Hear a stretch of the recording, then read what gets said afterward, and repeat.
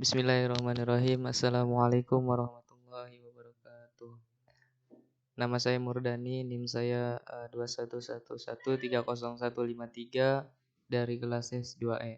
Saya di sini akan sedikit mengulas tentang asbabun nuzul. Ada banyak ulama yang berbeda pendapat dalam mendefinisikan tentang asbabun nuzul. Di antaranya ada Az-Zarqani, As-Sobuni, Subhi Soleh, dan Manna Khalil Al-Qotan. Akan tetapi asbabun nuzul ini secara etimologi asbab an-nuzul adalah sebab-sebab yang melatar belakangi terjadinya sesuatu. Meskipun segala fenomena yang melatar belakangi terjadinya sesuatu dapat disebut asbab an-nuzul. Dalam pemakaiannya, ungkapan asbabun nuzul khusus dipergunakan untuk menyatakan sebab-sebab yang melatar belakangi turunnya Al-Quran. Seperti halnya asbab al-wurud secara khusus digunakan bagi sebab terjadinya hadis. Banyak pengertiannya secara terminologi yang dirumuskan oleh para ulama di atasnya. Menurut Az-Zarqani, asbabun nuzul adalah hal khusus atau sesuatu yang terjadi serta hubungan dengan turunnya ayat-ayat Al-Quran yang berfungsi sebagai penjelas atau hukum pada saat peristiwa itu terjadi. Yang kedua, menurut As-Sobuni, asbabun nuzul adalah peristiwa atau kejadian yang menyebabkan turunnya satu ayat atau beberapa ayat mulai yang berhubungan dengan peristiwa dan kejadian tersebut, baik berupa pertanyaan yang diajukan kepada Nabi atau kejadian yang berkaitan dengan urusan agama.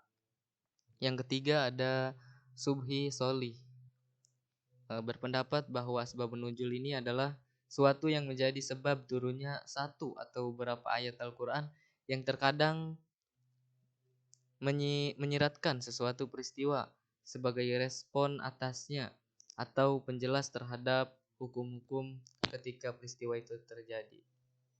Sedangkan menurut Manna Al-Qotan, asbabun nuzul adalah peristiwa-peristiwa yang menyebabkan turunnya Al-Quran berkenaan dengan waktu peristiwa itu terjadi, baik berupa kejadian atau pertanyaan yang diajukan kepada Nabi. Kendati pun redaksi pendefinisian di atas menyimpulkan bahwa asbabun nuzul adalah kejadian atau peristiwa yang melatar belakangi turunnya ayat Al-Quran dalam rangka menjawab atau menjelaskan dan menyelesaikan masalah-masalah yang timbul dari kejadian tersebut. Macam-macam asbabun nuzul. Dari segi jumlah sebab dan ayat yang turun, asbabun nuzul dapat dibagi yang pertama ada ta'addud al-asbab wa al-najil wahid. Beberapa sebab yang hanya melatar belakangi turunnya satu ayat atau wahyu. Terkadang wahyu turun untuk menanggapi beberapa peristiwa atau sebab. Misalnya turunnya Quran surah Al-Ikhlas ayat 1-4. Surah Al-Ikhlas ini sebagai tanggapan, turun sebagai tanggapan terhadap orang-orang musyrik yang di Makkah sebelum Nabi hijrah dan terhadap kaum ahli kitab yang ditemui di Madinah setelah hijrah. Yang kedua ada ta'addud an-najil wa al-asbab wahid, atau suatu sebab yang melatar belakangi turunnya beberapa ayat. Contoh dalam Quran surah Ad-Dukhan. Contohnya dalam Quran surah Ad-Dukhan surah ke-44 ayat 10, ayat 15 dan ayat 16. Dan asbabun nuzul ini sangat penting dalam menafsirkan ayat-ayat Al-Quran.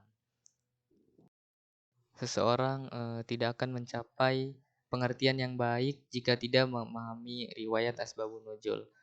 Mungkin cukup sekian, kurang lebihnya mohon maaf. Wallahul muwaffiq ila aqwamit thoriq. Wassalamualaikum warahmatullahi wabarakatuh.